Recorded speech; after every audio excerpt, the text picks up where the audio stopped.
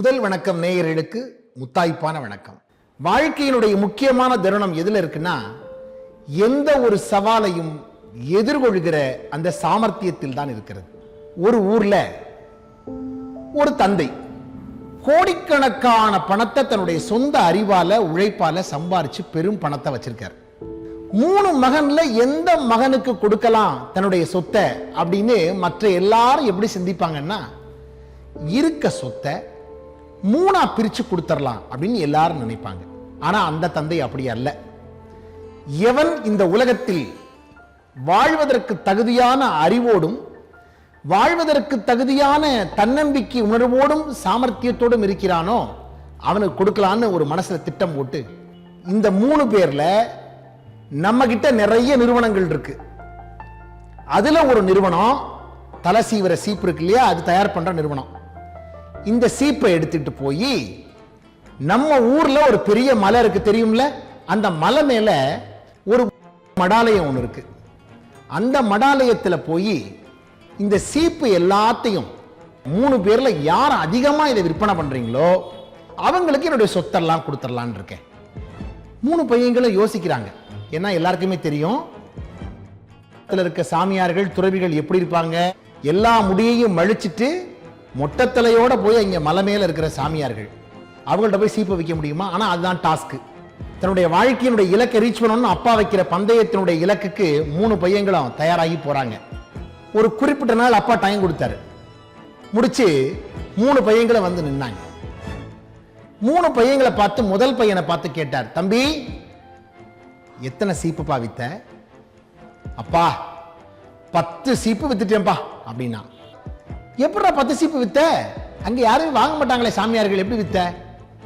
இல்லப்பா வந்து நிறைய மக்கள், லட்சக்கணக்கான மக்கள் வந்து கும்பிட வர்றாங்க, அவங்களெல்லாம் பார்த்து கெஞ்சினேன், எங்க அப்பா எப்படியாவது இந்த சொத்தை தர்றதுக்கு இந்த சீப்பை விற்கணும்னு இருக்காரு, எப்படியாவது இந்த சீப்பை நீங்க வாங்கிக்கிட்டீங்கன்னா எனக்கு சொத்து கிடைக்கும் அப்படின்னு என்னுடைய உண்மை நிலைமையை சொல்லி கெஞ்சினேன். வந்ததுல சில பேர் 10 பேர் பரிதாபப்பட்டு இந்த சீப்பை வாங்கிட்டாங்க. 2வது பையனை கூப்பிட்டாரு, இங்க வாப்பா, நீ எப்படிப்பா சீப்பை வித்த அப்படின்னாரு. பா 30 சீப்பு வித்தப்பான்னா. எப்படா 30 சீப்பு வித்த? அந்த பையன் சொன்னா, நிறைய பேர் மலை மேல ஏறி வந்தாங்க, முடியெல்லாம் கலைஞ்சு வந்தாங்க, அப்படியே பக்கத்துல ஒரு தண்ணி வர்ற பைப் மாதிரி இருந்தது, அதுக்கு பக்கத்துல ஒரு கண்ணாடி ஒன்று கொண்டு போய் வச்சேன்.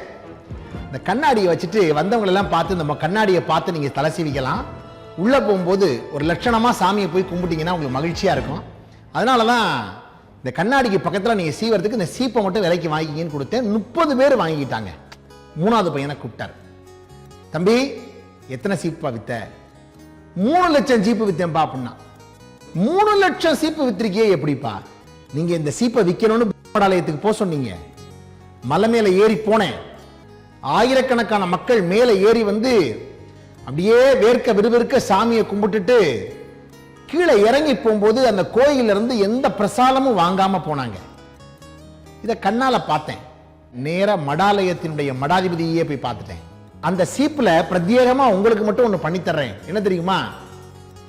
அந்த சீப்புல ஒரு வாசகத்தை அச்சடிச்சு தர்றேன், இந்த வாழ்க்கையும் நிலையில்லை, இந்த முடியும் நிலையில்லை அப்படிங்கிறத தினந்தோறும் கிளம்பும் போது நீங்க புரிஞ்சுக்கிட்டீங்கன்னா வாழ்க்கை அழகா இருக்கும்னு அந்த வாசகத்தை மட்டும் எழுதி தர்றேன் அப்படின்னு சொன்னோன்னே மடாதிபதிக்கு நான் சொன்ன விஷயமும் தினந்தோறும் காலையில சீப்பு எடுக்கிறவங்களுக்கு அந்த வாசகத்தை பார்க்கிற உணர்வும் தினமும் அமையும் அப்படின்னு மடாதிபதி புரிஞ்சுக்கிட்டு என்னை பார்த்தோன்னு சொன்னாரு, இத்தனை நாளா இந்த மடத்துல எனக்கு வராத அந்த சிந்தனைய தம்பி நீ வந்து கொடுத்துருக்கியப்பா, ரொம்ப மகிழ்ச்சி அப்படின்னு சொல்லிட்டு 3 லட்சம் சீப்பு என்கிட்ட வாங்கியிருக்காரு.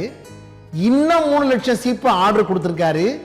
மாசந்தோறும் லட்சக்கணக்கான சீப்புகள் விற்கிறதுக்கான அந்த ஆர்டரை நான் எடுத்திருக்கேன்ப்பா அப்படின்னு சொல்லி அந்த பையன் சொன்னோன்னே அப்பா மனமகிழ்ந்து சொன்னாராம், தம்பி எந்த ஒரு வியாபாரம் செய்ய முடியாத இடத்துலையும் கூட கொல்லந்தெருவிலையும் போய் ஊசி விற்கிறான் பாரு, அவன் தாண்டா கெட்டிக்காரன். எந்த ஒரு இடத்திலையும் வியாபாரம் செய்ய முடியாத இடத்திலையும் கூட தன்னுடைய சாதுரியத்தால் தன்னுடைய பொருளை விற்பனை செய்து வருகிறவன், தன்னுடைய விஷயத்தை கொண்டு போய் செலுத்தி வருகிறவன் உலகில் வெற்றியாளனாக மாறுகிறான். அப்படி வெற்றி பெற்றவர்கள் இந்த உலகத்தில் நிறைய பேர் இருக்கிறார்கள். உனக்குத்தான்ப்பா இந்த சொத்து பூரா, இதை வச்சு பெருக்கி உன் அண்ணங்களையும் பார்த்துக்கோ அப்படின்னு தன்னுடைய தந்தையார் அந்த மூணாவது மகனுக்கு கொடுத்தாராம். மூணாவது மகன் அந்த நிர்வாகத்தை எல்லாம் எடுத்து சிறப்பா உருவாக்கி அந்த நிறுவனத்தை இன்னும் உயர்த்தி கொண்டு போனார் அப்படின்னு நம்ம நினைக்கிற போது, இந்த நாள்ல இருந்து நம்ம செய்து கொள்ள வேண்டிய விஷயம், கொஞ்சம் சாமர்த்தியமாக வாழ்வில் எல்லா விதமான போட்டிகளையும் சவால்களையும் கொஞ்சம் சாதுரியமாக இருந்தால், சமயோஜிதமாக இருந்தால், அந்த மூன்றாவது மகன் தன் தந்தையிடமிருந்து கோடிக்கணக்கான சொத்தை பெற்றதை போல இயற்கை என்கிற பிரபஞ்சம் என்கிற இந்த உலகம் என்கிற மாபெரும் இந்த தந்தையிடமிருந்து கோடிக்கணக்கான சொத்துக்களை முதல் வணக்கம் நேயர்கள் முத்தாய்ப்பாய் பெற்றுவிட முடியும். உங்களுக்கு தேவை சாமர்த்தியம் என்கிற அந்த சாதுரியமே. உங்களுக்கான வாழ்க்கை இனி எந்நாளும் வெற்றி. நன்றி, வணக்கம்.